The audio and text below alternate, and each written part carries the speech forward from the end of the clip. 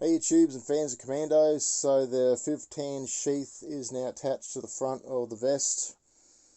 I used cable ties this time because it's just easier. If you can see that, I'll light up there a bit.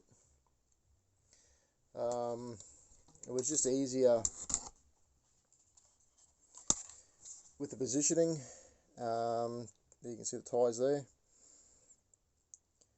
And it's like the webbing loop is still on there, and I just ran some stitches across the loop to form smaller channels that I could feed the ties through. That just allowed me to position it better, because the idea is that it's supposed to be like these sheaths, these ammo pouches are actually a bit spaced a bit too far apart.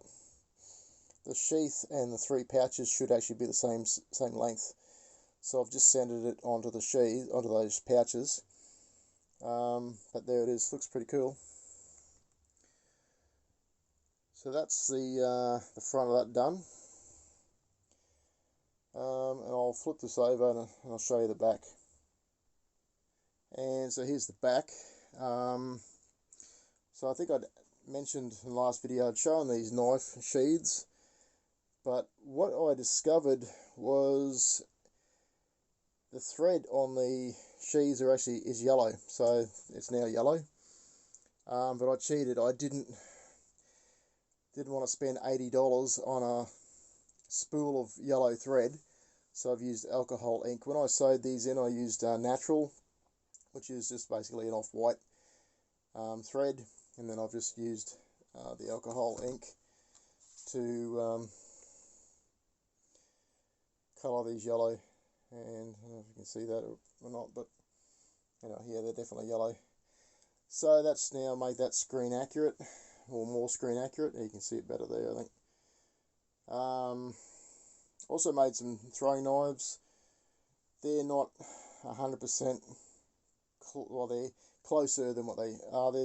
These are just some shitty little plastic bladed things that I made to be con safe, but I have used, if I can just put my light in there again, I have used the actual handle parts from my now redundant knife making, including some guards which I cut down. So these were like laser cut parts originally, and they're the machined aluminium caps. That's the proper cord wrap on a stainless steel tube handle, and then I just knocked up a really shitty little blade that just goes in there. That's rounded and safe and made of plastic. It even flexes to be con safe. I will have to at some point do the same thing for the front knife, but anyway, maybe this con will be the next one. So there that is. So that just, I think they had press studs on the actual throwers in the movie. It's hard to tell. I'm using Velcro because it's just, I think it's just easier to do them up. And they don't sit in all the way because of the fact that the guard is pretty thick.